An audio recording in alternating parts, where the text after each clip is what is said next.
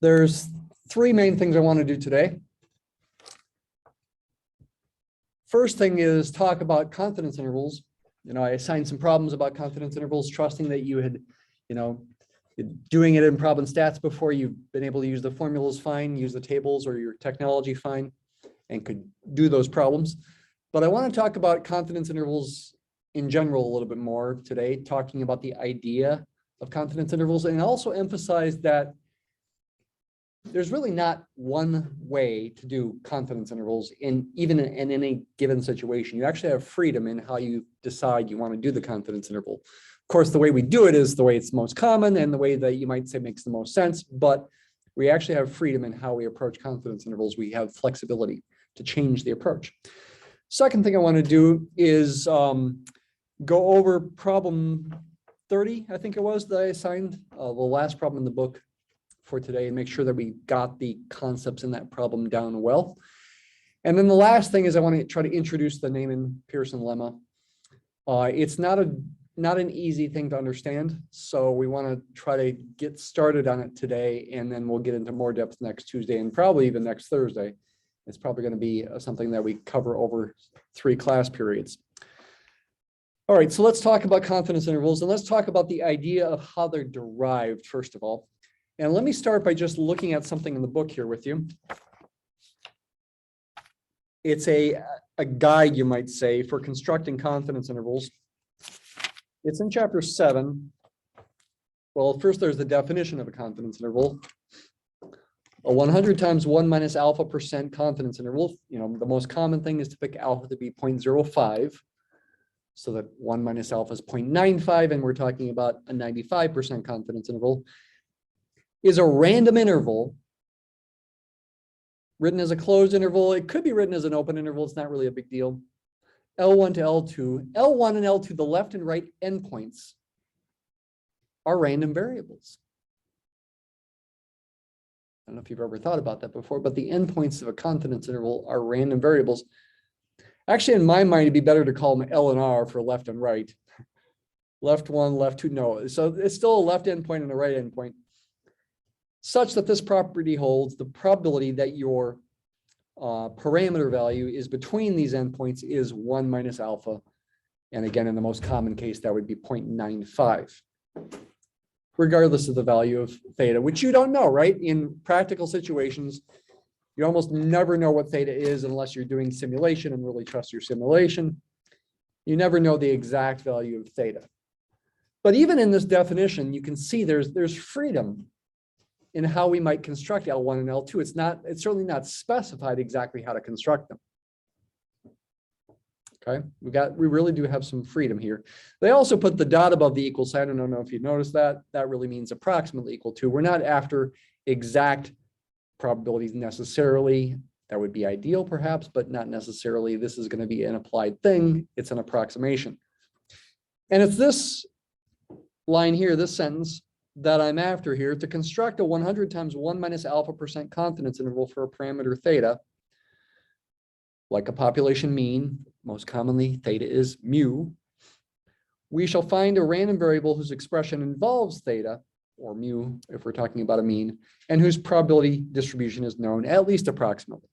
Okay, so let's go ahead and think about it in the common case of chapter 7, where we are talking about a population mean. We're trying to estimate a population mean. And for the sake of making things simpler, in chapter 7, we assume that the population variance is known.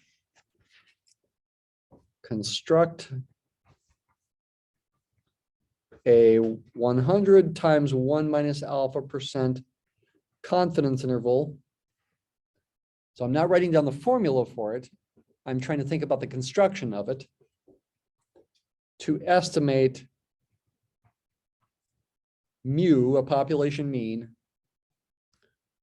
when sigma squared, the population variance, is known, which of course also means sigma, the population standard deviation, is known. Okay, construct, not writing down the formula right away. What's the idea behind the construction? And the last sentence that I just read We want a random variable whose expression involves mu in this case, and whose probability distribution is known at least approximately. In this context, in the context of the confidence interval from chapter 7, we are going to assume we are sampling from a normal population. X bar is known by this cornerstone theorem, we called it, to be normally distributed with mean, mu, and variance sigma squared over n. And therefore, if I standardize it by subtracting mu, by subtracting the parameter I want to estimate, and dividing by the square root of that, the standard deviation, we know that's a z, a standard normal. We have fulfilled this goal. If it's a normal population that I'm sampling from, I know by that cornerstone theorem, what we've called the cornerstone theorem, that X bar, the sample mean, is in fact, if it's a normal population, normally distributed with a mean of mu and a variance of sigma squared over n. And that's going to mean if I standardize, X bar minus mu divided by the standard deviation, not the variance, square root of the variance, sigma over square root of n, that's going to be standard normal, n0, 1. And there we have it. There we have a statistic, an expression involving the unknown parameter mu, whose distribution is known.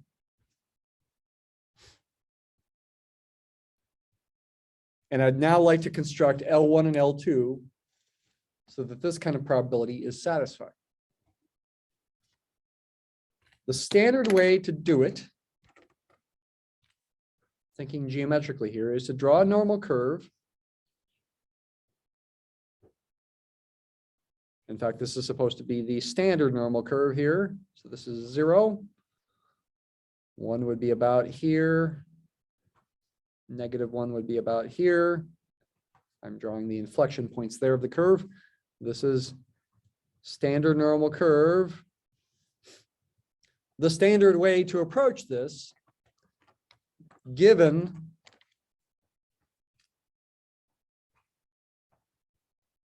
alpha,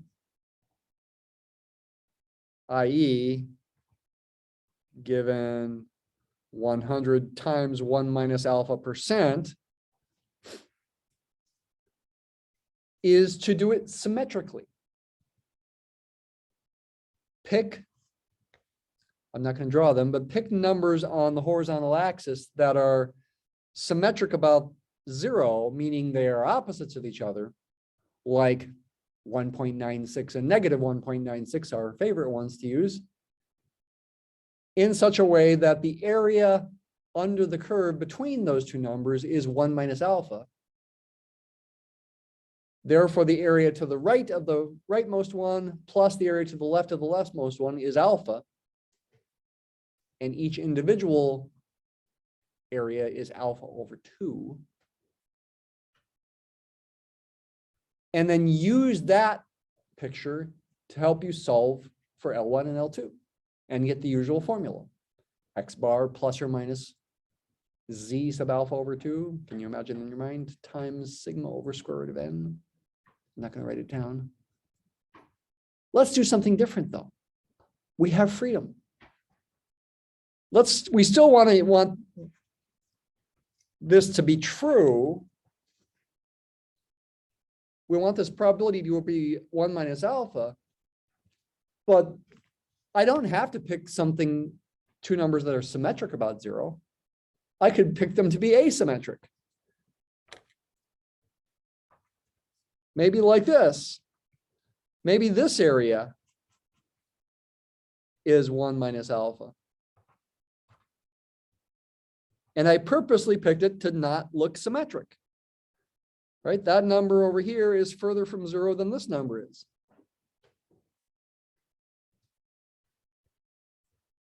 If I do that, then the sum of these two areas still has to be alpha. Sum of areas equals alpha, but I don't have to pick them symmetrically. Those individual areas don't have to be alpha over 2. You're wondering, why are we doing this? Okay. One thing, there's a conceptual emphasis that I do have freedom. Maybe picking an interval symmetric is not the best thing to do. Maybe. Or maybe there's going to be a homework problem that I'll assign for next Tuesday. Maybe we only want to even just pick one interval. Maybe we want to pick just, or one point. Maybe we want to pick one point, like say our right endpoint, say, where the entire area to the left, going forever to the left, is 1 minus alpha. And the area to the right of that one is alpha, not alpha over 2. Maybe we will even want to do that. That could have some application. And the homework problem I'll assign, they hint that it does have application. But here I'm even saying you could pick a non-symmetric one. And just to be specific, let's pick some specific areas here involving alpha that add up to alpha. I'm going to pick, how about this area to be alpha over 5 and this area to be maybe 4 alpha over 5. Just to do something strange. Let's say area equals alpha over 5, just to pick something specific, if I know alpha. But if I do pick that to be alpha over 5, that's going to imply that this area has to be 4 alpha over 5, because those two areas have to add to alpha. Which, if I do that, would make this number right there z sub alpha over 5, and would make this number over here not negative z sub alpha over 5, not technically z sub 4 alpha over 5, but instead z sub 1 minus 4 alpha over 5. Yeah. But that's what it would be about our standard labeling.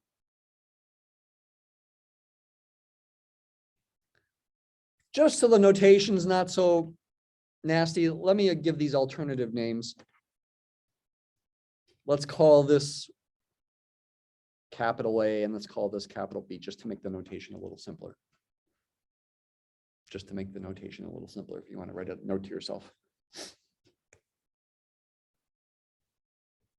I'm after this probability statement.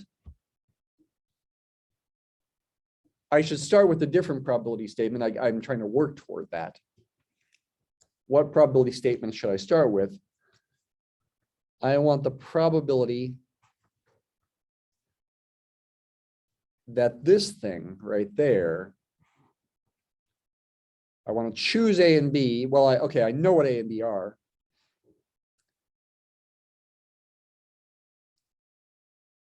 I essentially want to figure out what L1 and L2 are, based on the fact that I know I want the probability that this thing is between A and B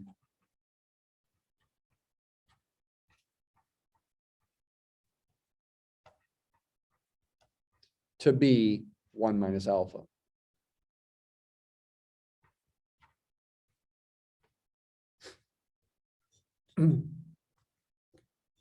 And again, in our typical situation, if alpha is 0.05, that'd be 0.95. The goal here now is to do some algebra to isolate mu in the middle,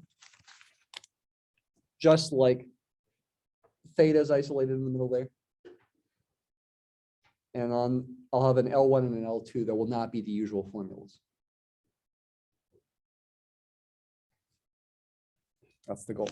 Before I do that, remember when we're talking probability with confidence intervals, it's always before the fact. Technically speaking, once you've computed a confidence interval, there's no randomness in the left. It's not an accurate thing to say the probability that the parameters in the interval is 1 minus alpha. It's kind of a distinction without a difference. If somebody did know the parameter value, it still might affect your betting odds. So it, in my mind, doesn't hurt to think of it as a probability, but if you want to be technical about it, all the randomness is before the fact, before we do any sampling. So the probability statement like this is only accurate before you actually sample. All right, so let's do some algebra now. I'm trying to isolate mu. I guess I should first maybe multiply everything by sigma over square root of n.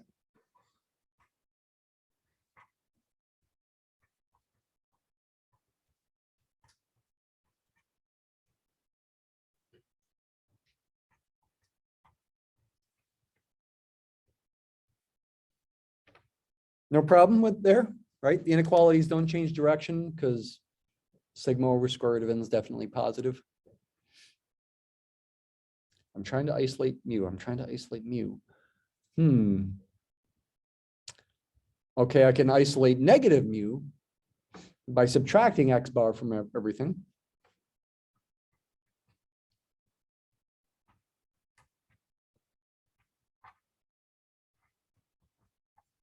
That isolates negative mu in the middle.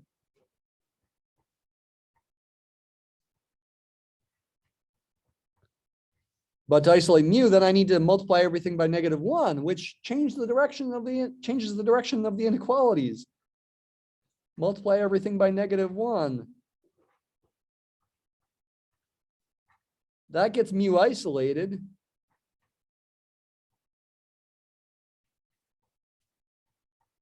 And is technically a fine thing to write, a fine final answer, but it's not written in the way that we usually write intervals, right? Usually you put the smaller number on the left and the bigger number on the right. By the way, for future teachers, anybody in math ed? Okay, one person. Okay, for future teachers, and even if you're not going to be a teacher, it's astonishing how much difficulty even college students in statistical analysis, business stats have with inequalities. They just can't get the direction right. You'd think it would be a 50-50 thing. Like if they don't know the direction the inequality goes, maybe if you graded statistical analysis, you know this. They don't know the direction the inequality goes. They guess one way or the other. It's like they guess wrong more than half the time, right? So, this is greater than or equal to that, which means this is less than or equal to that, which means that's to the left on a number line. If you've graded statistical analysis, they have trouble with that. Anyway, if I want to switch this around with less than signs, I got to switch around the position of these things.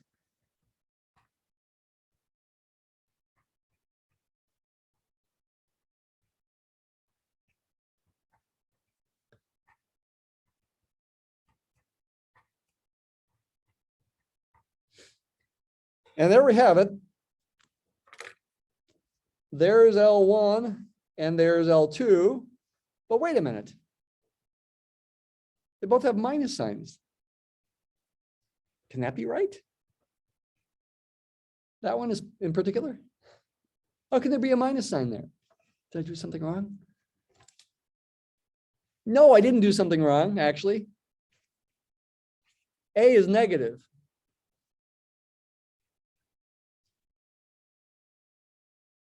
At least if I assume alpha is bigger than smaller than 0.5. So 1 minus alpha is bigger than 0.5. A is negative. So I'm really adding a positive quantity there because I'm subtracting a negative times a positive. And in particular, if you want to plug in what A and B are, B was, for our example, alpha over 5. Oops, that's supposed to be an N there.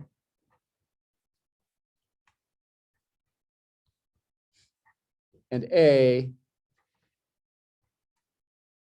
was Z sub 1 minus 4 alpha over 5.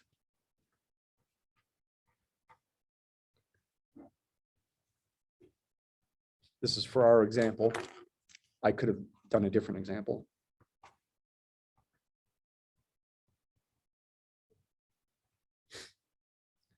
And if you really still don't like the minus sign there on the right, you could convert it to a plus sign by using symmetry.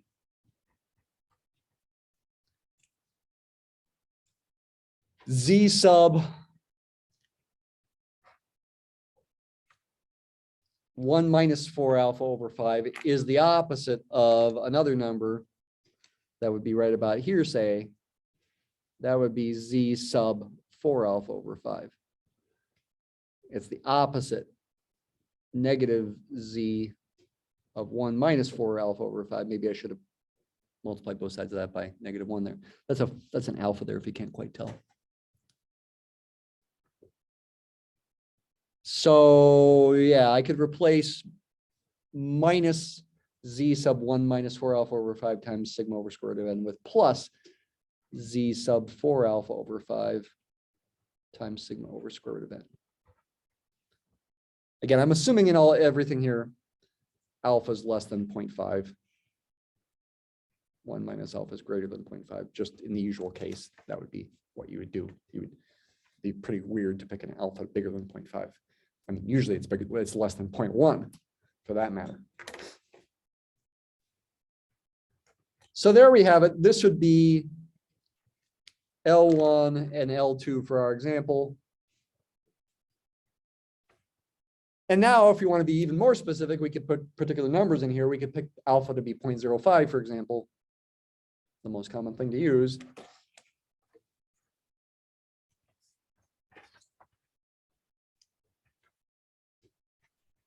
If alpha is 0.05, that'll mean alpha over 5 is 0.01.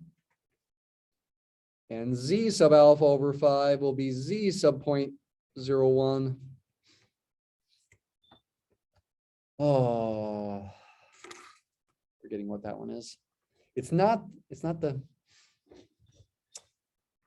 well, let's just compute it. Use inv norm. Area 0.99. About 2.326. You're a little more used to with 99% confidence intervals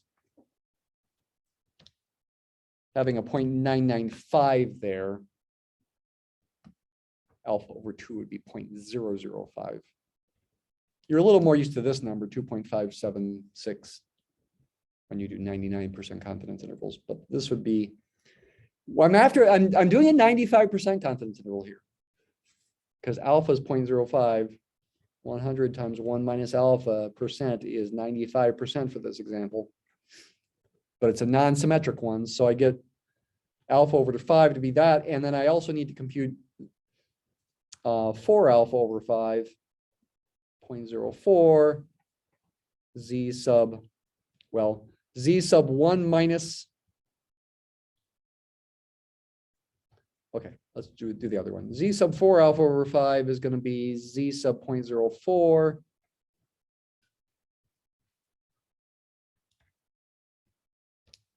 Plug in a 0.96 here. And we get about 1.751. So the interval in this kind of context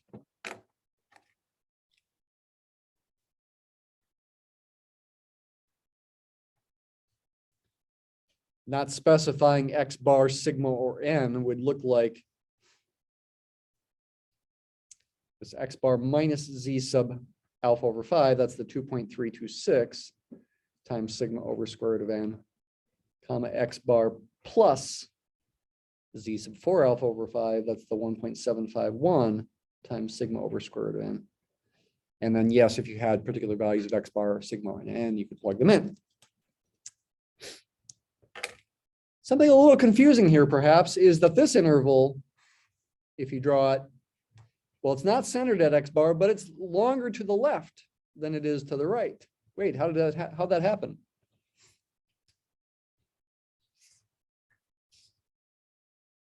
Isn't this point, this Z value, further from 0 than this one is? Shouldn't it have been the other way around? Well, no, this is correct. That's the way the algebra works out for one thing, but intuitively, you might imagine it's more likely, since this is longer than this is, you might imagine it's more likely that mu might be over here somewhere, the true value of mu. And therefore, it's more likely that the sampling distribution of x bar is going to be more centered over there. And if it is truly centered over there, if mu is right there, say, then this point is further from mu than this point is, which more matches this point being further from 0 than this point is. Okay, so that the algebra, there's no mistakes in the algebra. The algebra does lead to this. And intuitively, this is how you might make sense out of the fact that this is bigger than this. Okay, it's not symmetric about x bar. All right, so again, the point here is we have freedom in how we want to do confidence intervals, and sometimes it might be useful. I'm not saying this particular approach is useful to use alpha over 5 and 4 alpha over 5. I'm not saying that has any practical benefit. But there are other ones, like a problem all sign, that could conceivably have a practical interpretation. On to our next topic, which was to make sure we understand number 30 well. Homework problem that you handed in for today. 30 in chapter 8. Really trying to make sure we understand hypothesis testing, alpha, beta, power, that kind of thing. I just drew pictures without specifying numbers in class on Tuesday, but now we actually have numbers. Let's just make sure you all understood it well. Please ask me a question as I go if you had a question. This is going to be worthwhile, not just because it helps you understand everything with hypothesis testing, but also it's going to help us understand the Neyman-Pearson Lemma, which is going to be our last main topic for today. So 30, you've got a sample of size 9, so n is 9, from a distribution whose variance is known, sigma squared is 25. And the hypotheses are these. The null is that mu is 20, and the alternative is, what is this, right-tailed, left-tailed, or two-tailed? It seems to be neither. It's an equal sign in there. It's not a mistake. It's not a typo.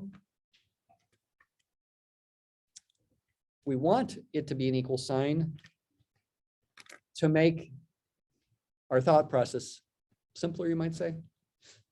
And in fact, when we have an equal sign, it's called a simple hypothesis. And the Neyman-Pearson lemma is stated in terms of simple hypotheses. This is a simple hypothesis.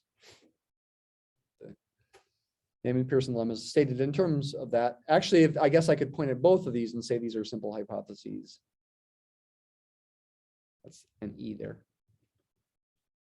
SES for plural of hypothesis. Simple hypotheses there.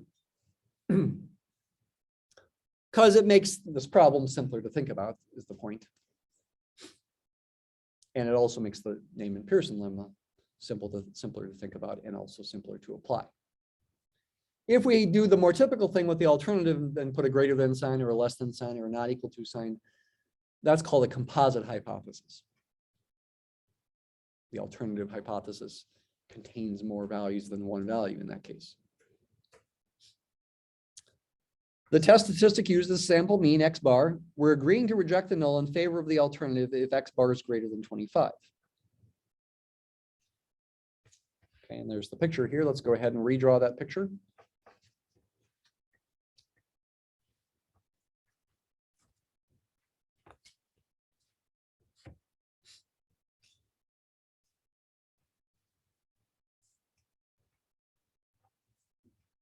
If the null hypothesis is true, which we always assume when we're doing our hypothesis testing, then the sampling distribution of x bar is going to be centered on 20.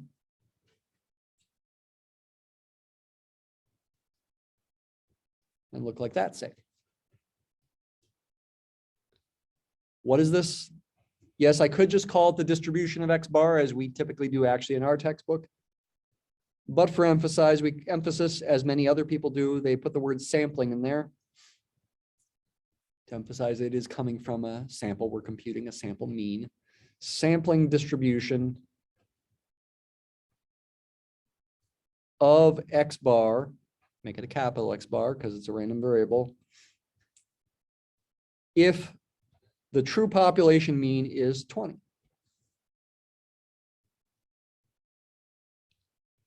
Centered on 20, it's unbiased, right? We're doing random sampling. What is its standard deviation? What is sigma sub X bar? It's the square root of the variance of X bar, square root of sigma squared over n is sigma over square root of n, and for this problem that becomes 5 over square root of 9 is 5/3.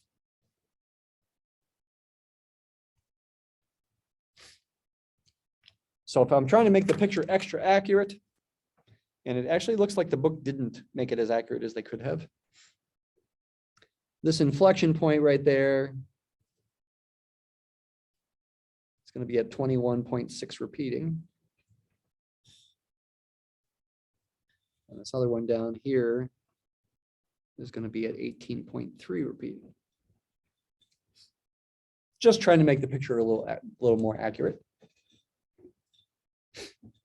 We are agreeing to reject the null. The decision is reject the null in favor of the alternative if X bar is bigger than 25. Say right there.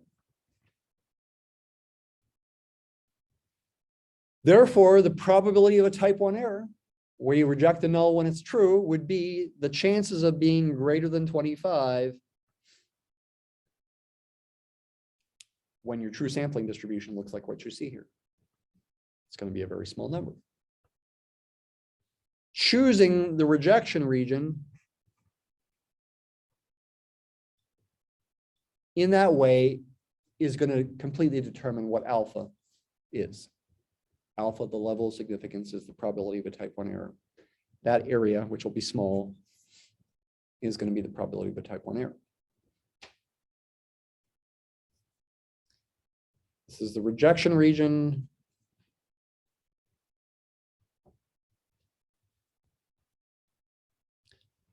Also called the critical region.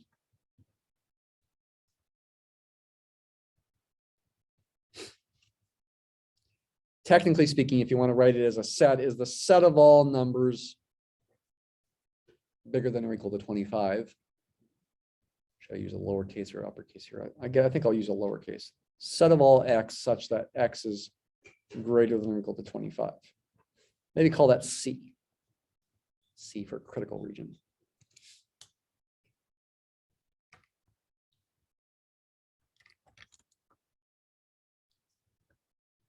Go ahead and calculate alpha where we asked for that. Yes, in part C it says find alpha. Alpha is the probability of a type 1 error. Again, it's also called the level of significance. It's the probability that you're in the rejection region. You could write that as X bar is greater than or equal to 25. You could also write it as X bar is an element of C.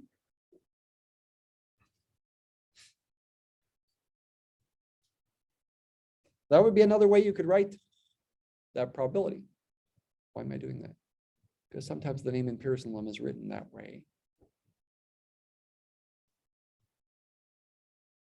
Yeah, it's actually often the best way to write it is an element of, because in the abstract, the Neyman-Pearson Lemma, the critical regions can be higher dimensional sets in 2-dimensional space or 3-dimensional space or n-dimensional space. And so it's not so easy to write the critical region as an inequality.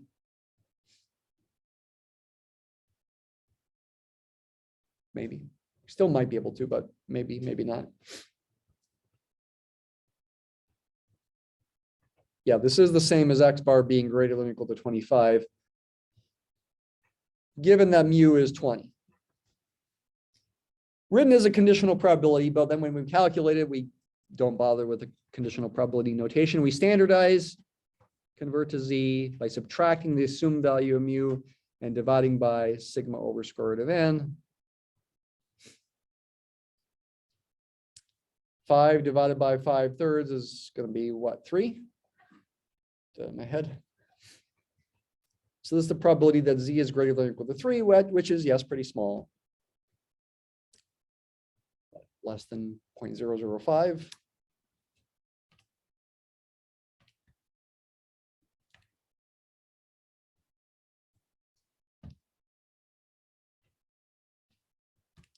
Okay, yeah, I could do a lower that's not minus infinity, but there we go. I did 1 minus.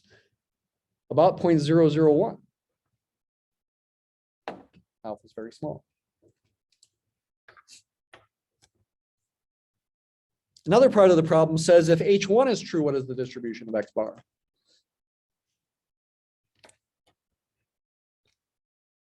H1 is 28. Mu is 28. The alternative hypothesis. If that's the truth, then your sampling distribution is centered at 28. A little closer to 25 than 20 is. Maybe about here.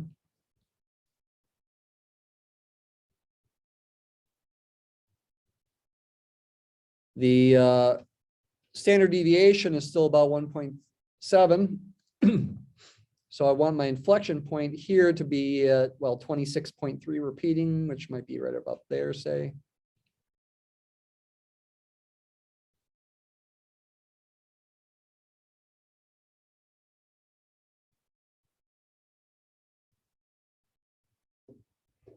And the other one would be at 29.6 repeating.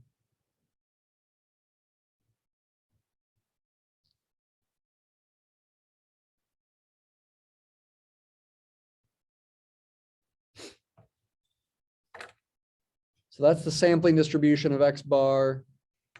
Excuse me.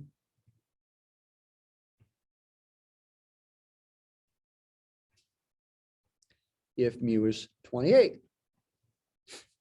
Which is the true sampling distribution? Nobody knows, because nobody knows what mu is, right? This is all theoretical math, but it's theoretical math for practical importance. This does help us make decisions about things still, even though we don't know what the true sampling distribution is, because we don't know what mu is.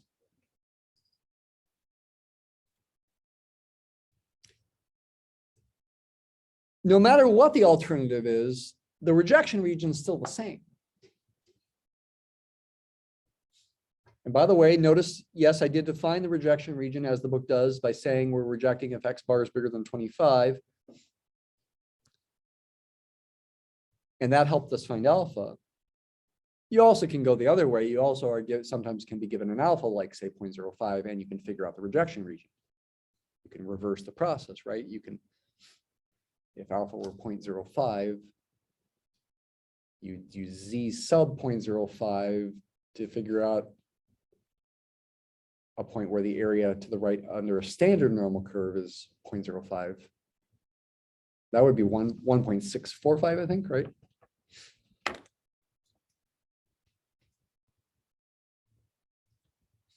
Make the area to the left 0.95. This is like for a 90% confidence interval, 1.645.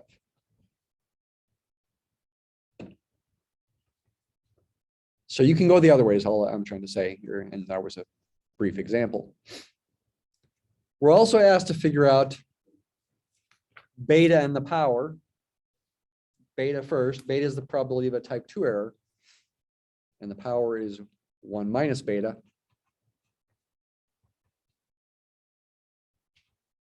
Probability that, what is a type 2 error? That's when you fail to reject the null when you should have.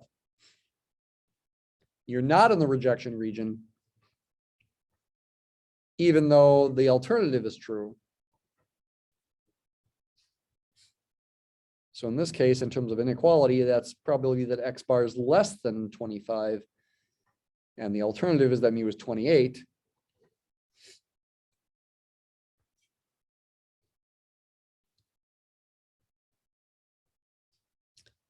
And do the calculation. Don't subtract 20 like I just accidentally did there. Subtract 28.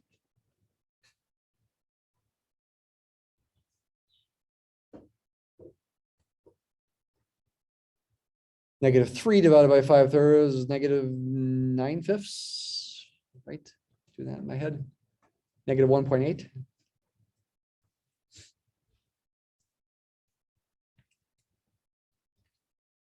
That's right? I'm feeling uncertain. Yeah, okay.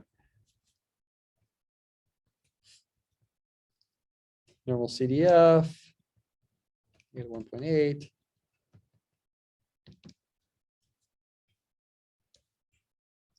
It's about 0.036 is what you should have gotten.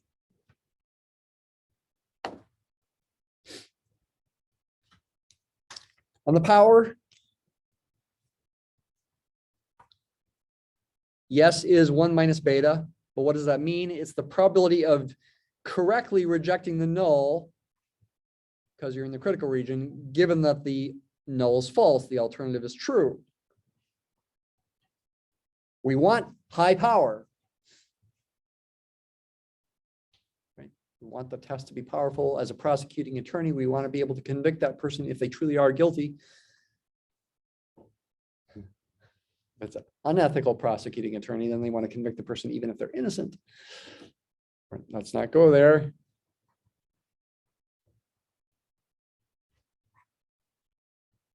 Anyway, yeah, it is 1 minus beta.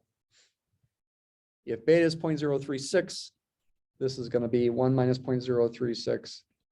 Will be 0.964.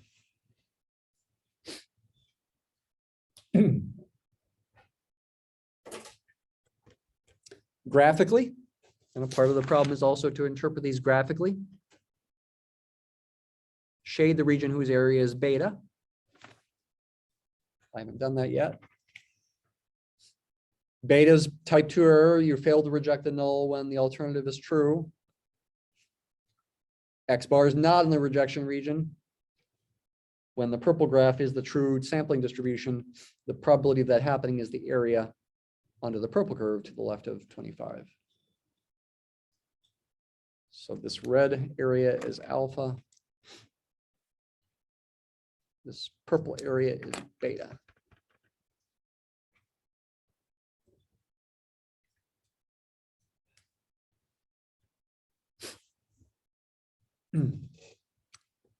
Part H says, if the sample size is increased, n is increased, the standard deviation of X bar will decrease. What's the geometric effect on the two curves? This number, as n increases, it gets smaller. So the inflection points move closer to 20 and 28 respectively. These curves get skinnier and skinnier. Of course, to make the area under them still equal to 1, they have to get taller and taller as well. That's the effect on the curves. Part I, if the sample size is increased but the critical point is not changed, what's the effect on alpha and beta? If we still reject the null when X bar is bigger than 25, what's going to happen to both alpha and beta?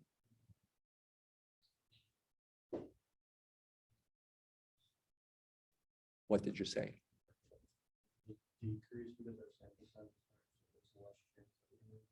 Yep. And alpha and beta both decrease. And visually, it's because these curves are getting taller and skinnier. And so the area under the green curve to the right of 25 is smaller. And the area under the purple curve to the left of 25 is smaller.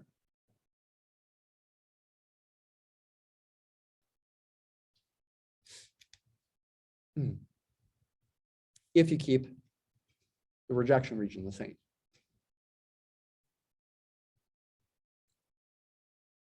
Gotta be careful though. I mean, if you decide on what alpha should be before you figure out the rejection region, if you decide to let alpha be 0.05, and then you figure out the critical region from that, when you increase n and you keep the same alpha, the critical point boundary of the rejection region changes actually. So it's a little funny if you approach it that way.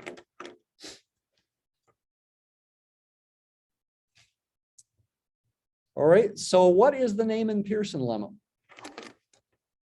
And how is it related to all this? Neyman-Pearson lemma is not in this book. It is in this book. I'm going to show it to you here from this book. It's a long theorem. It is sometimes called the Neyman-Pearson theorem. That probably would be a better name, because theorems are supposed to be big, important results, whereas lemmas in general are supposed to be minor results. That lemmas, the word lemma is supposed to mean it's something that's helpful for proving a bigger theorem. Lemmas are helper theorems, you might call them. This doesn't look just like a plain old helper theorem. It looks like a big, important theorem because it's so long, for one thing. You may want to either take a picture of the screen or do a screenshot of the video if you watch the video. Neyman-Pearson lemma. There it is in its full glory. Okay, now you can take a picture of the screen if you want. Or take a screenshot. I probably would not recommend writing all that down.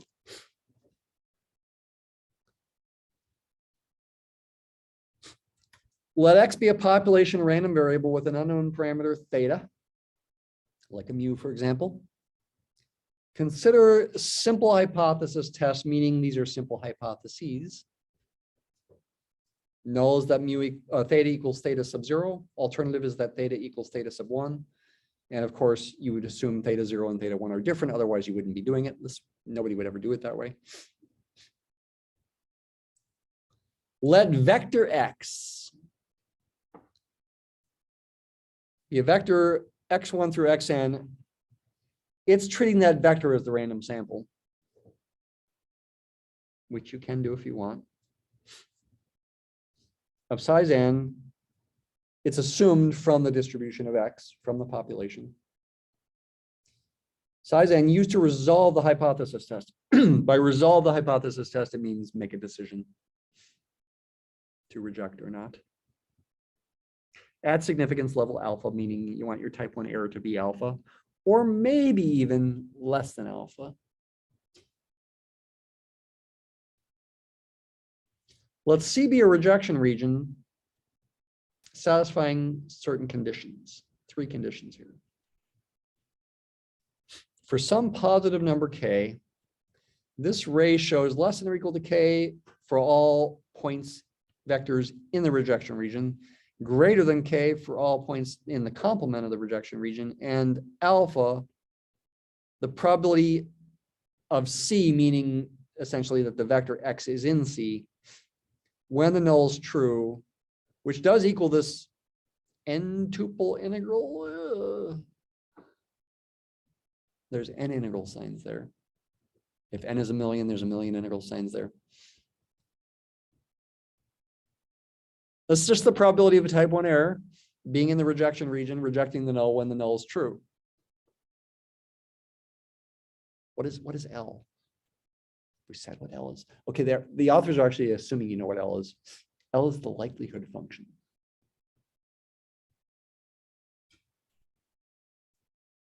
Then the test statistic, that's the ratio of these likelihood function values and the rejection region C comprised of all vectors X, so that this is true, constitute a most powerful test at significance level alpha. A most powerful test. So the power is maximized. Beta, probability of type 2 error, is minimized when the power is maximized, because the power is 1 minus beta. What in the world? This is really, really confusing. I always had a hard time with this. And like, what is K as well? K could be lots of different things. In fact, K depends on alpha, actually. Different alphas will produce different Ks. The point is essentially that this inequality in number 1 defines the rejection region, the critical region. That's the point for a most powerful test, to maximize the power. The rejection region is a set of points satisfying an inequality like that. And you just have to see how that works out in particular examples. The funny but good thing about this, how it works out in particular examples, is that it confirms what you might say is the obvious. It confirms, for example, when you're doing this kind of test, which effectively is like a right-tailed test because 28 is bigger than 20, that your rejection region should be to the right of some number, not to the left of some number, for example. Or maybe something weird like, oh, to the right of some number plus some other interval in here. Reject if X bar is bigger than 25 or between, say, 22 and 23. Doing weird things like that produces worse results, is the point.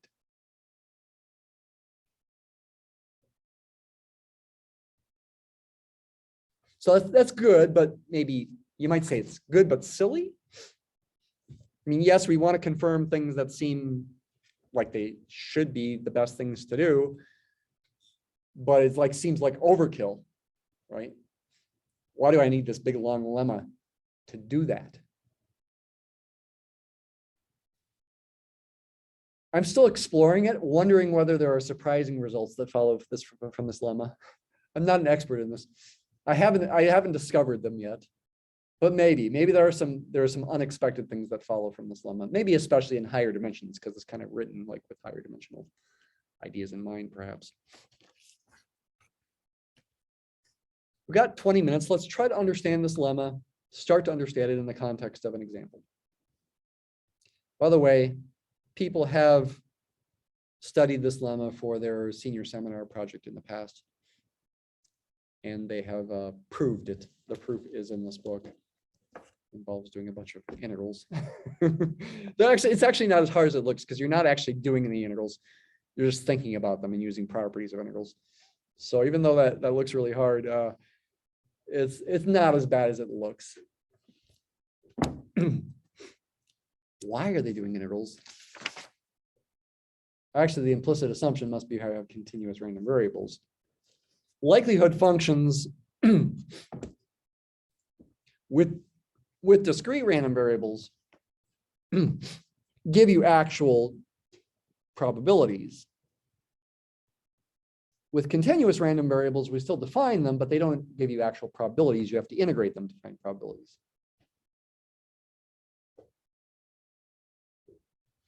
Talking multivariable calculus, there are joint distributions, multivariable integral. How does this work out in an example? Let's consider our standard, most simple example. In fact, effectively like this example. Maybe we should even do this example, continue this example just to use particular numbers. I could keep n and sigma squared unspecified. And in fact, I could even keep 20 and 28 unspecified. I could call them mu0 and mu1, perhaps.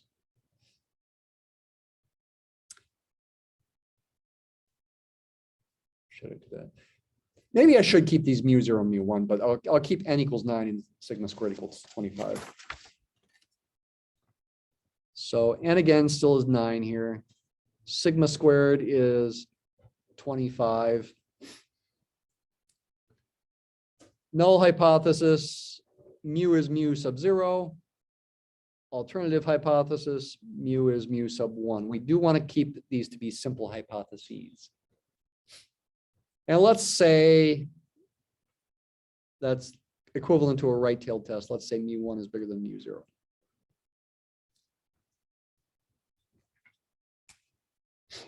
Maybe that's why students get so confused about inequalities. We sort of tend to write greater than, more than, less than when we're just talking about inequalities.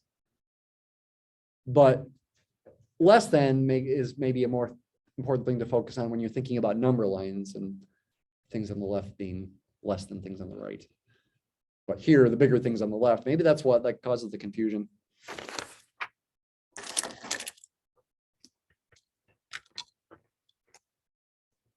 What's the goal? What's the goal? The goal is to try to understand the lemma. So if we're going to understand the lemma, we need the likelihood function. Let's say x is normal. Oh boy, this is going to be maybe not so good.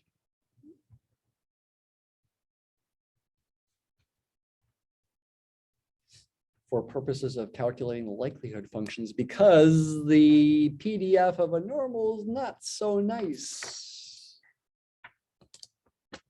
Let's do it anyway.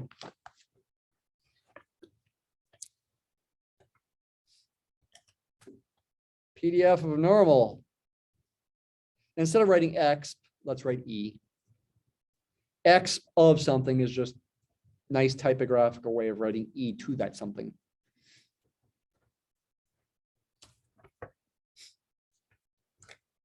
Oh, can I do it from memory? Yeah, okay. L of a general mu. We're thinking of, say, little x1 through little xn as being a fixed observed value of the random variable, observed random sample. We're given those numbers so that the likelihood function as a product of PDF values is indeed a function of mu.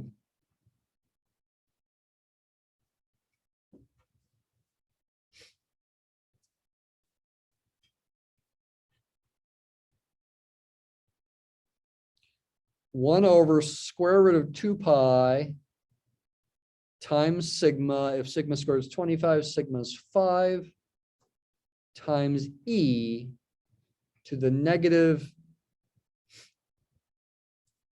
x minus mu will be xi minus mu squared over 2 sigma squared, 2 times 25.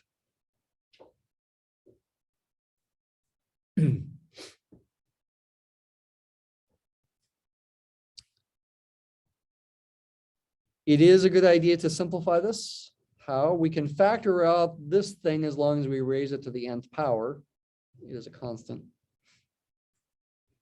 I think I'll put the 5 in front of the square root. And then we can use properties of exponents. I'm not taking the logarithm here. So I'm not doing the log likelihood function.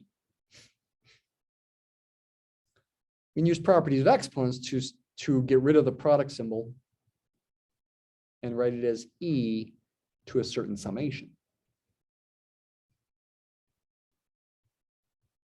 If you think about it carefully enough, it's negative 1 over 50 times the summation. I goes from 1 to n of xi minus mu squared.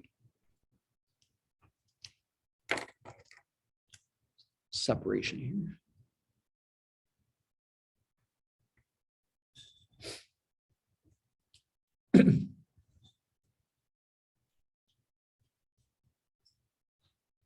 Right? What am I using there? I'm using the fact that e to the a times e to the b is e to the a times b, or e to a plus b, excuse me. That's what I'm using. Add the exponents. Get rid of the capital pi product symbol. All right, go back to the lemma now. Neyman-Pearson lemma.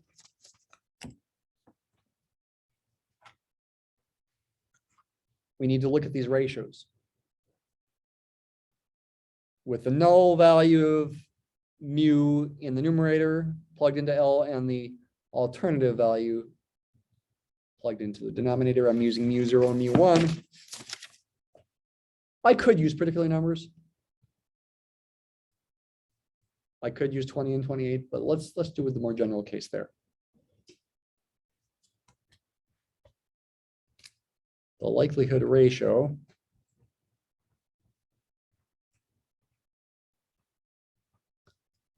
in the Neyman-Pearson lemma would be L of mu0 divided by L of mu1. It's fortunate that we decided to do the likelihood ratio top to bottom in the same order top to bottom as the null and the alternative.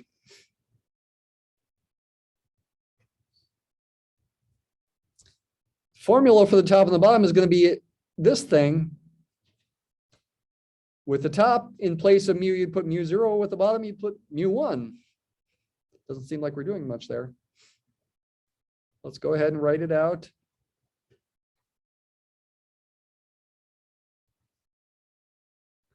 Oh, I forgot I specified n to be 9, didn't I? Should we do a general n?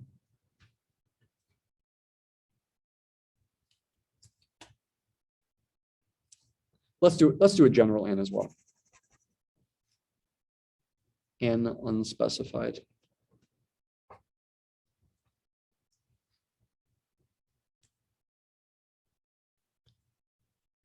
But I am going to keep the variance to be 25.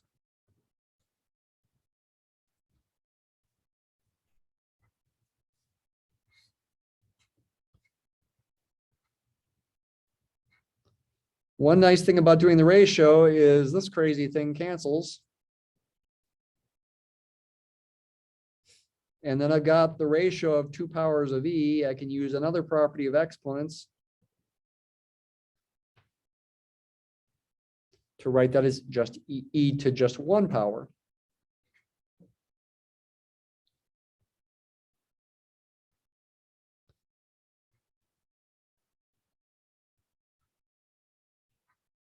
Where I subtract the bottom exponent, which means I'll get a plus sign.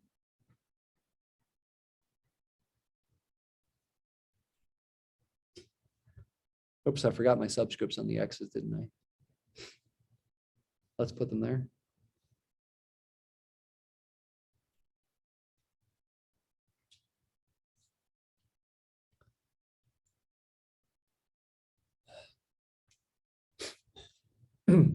There's what the likelihood ratio simplifies to. Now, it's a little confusing at this point because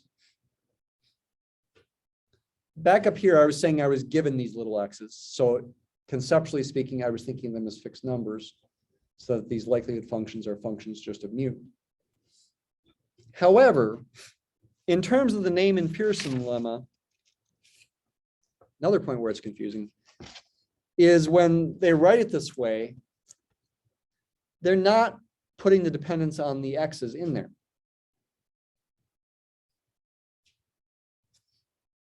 On the previous page, they just say notationally, for simplicity, well, and even up here, they just call it L of theta. And in here, they're in this integral formula, they're saying L of theta 0, dx1, dx2 through dxn. But wait a minute. How can you integrate with respect to these x's if they're fixed? Well, in this formula, they're not fixed. They're variables. But you don't see that there in that notation. It's a little unfortunate, I think, but is somewhat standard from books I've seen. And also makes it confusing here because what you're really talking about is you're looking for a set of x values that satisfy an inequality like that, where the x's are variables, really. We're after the critical region to be a set of x values that satisfy an inequality like this, where this whole thing is less than or equal to some number k, some positive number k. What we're saying is the critical region takes that form. And it's really a subset. It's really, when you're thinking about it this way, it's a subset of n-dimensional space. Some set of points in n-dimensional space where n could be 1,000,000 or 1,000,000,000 or Google, but most typically we're hoping for smaller n, even 2 or 3, maybe where we could draw the set. We're saying if it satisfies an inequality like that, where K would be determined on out by alpha, that will be a best critical region to use, a most powerful test. It'll maximize the power of the test and minimize the probability of type 2 error.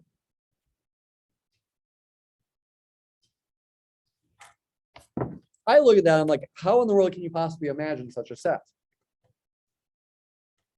Or even compute it? Is it easy to compute? What you do with this is you try to simplify it, this inequality. First natural thing to do is take the natural log of both sides. Fun. Get rid of the e.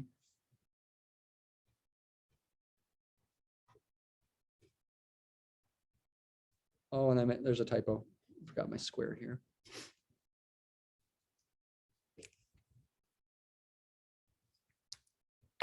Get rid of the e by taking the natural log of both sides. Natural log is an increasing function, so the inequality will stay the same direction.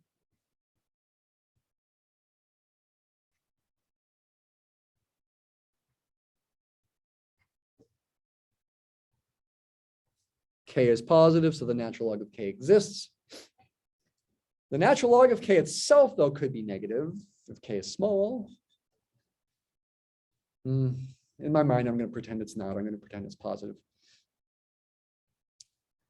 Okay, that's the first step. Can this continue to be simplified? Yes, this is the same as this. Foil that out. Xi squared minus 2 mu 0 xi plus mu 0 squared. And this thing is the same as this. Xi squared minus 2 mu 1, not mu 0. Xi plus mu 1 squared. I could also multiply both sides by 50. I could split these summations into different summations. This one is the same as, this is ultimately because of the commutative property of addition that you can do this.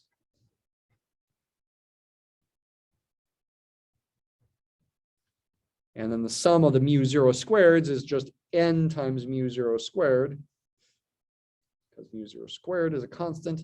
Something similar with this one.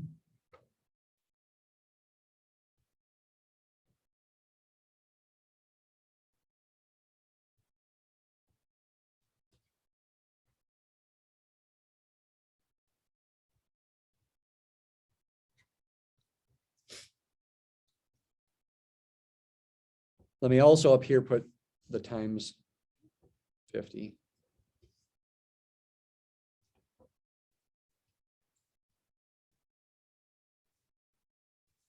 And put negative signs here. Then because of those negative signs, we do get a little cancellation. Like this cancels with that.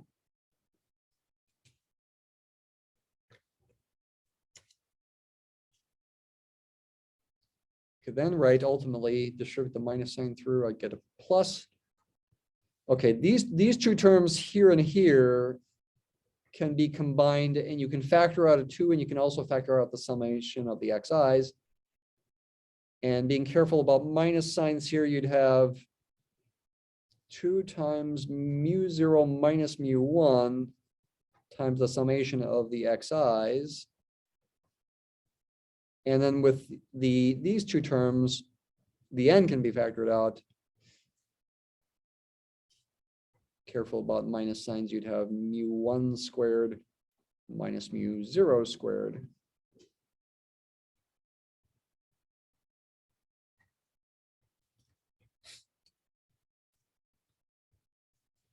Then we could subtract this from both sides and then divide both sides by this. And a little tricky, mu 0, remember mu 1 is bigger than mu 0. So mu 0 minus mu 1 is negative. If I divide both sides by that, I have to switch the direction of the inequality.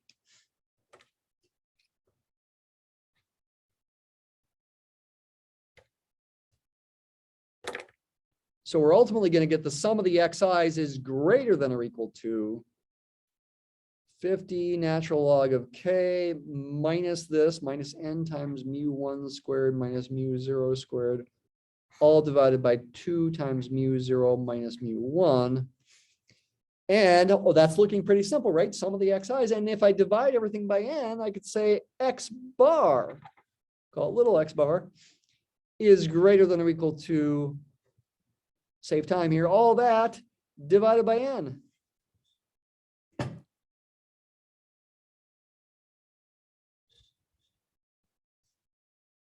And why not just call that, oh, say, capital K? Is it positive? Is capital K positive? That's not so clear.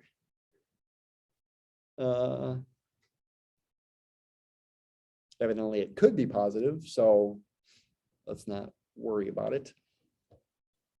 But what are we saying here?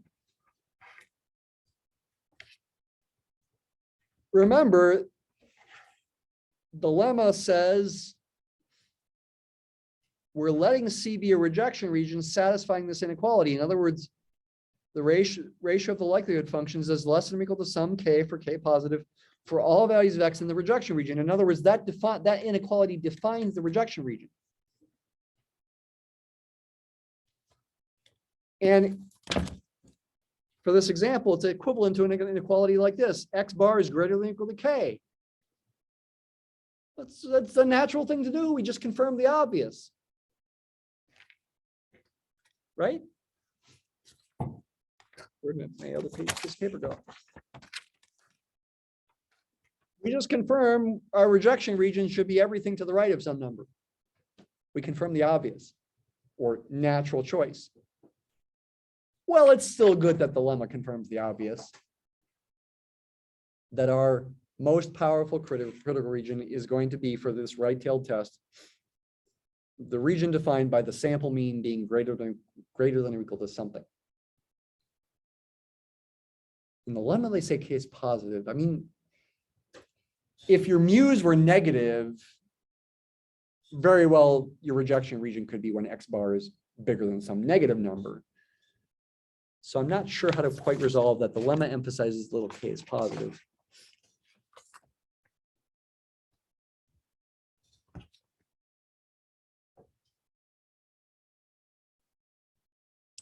I guess you could resolve it by saying certainly this little k is positive. Yeah, that's probably the way to resolve it. This big K is not necessarily positive.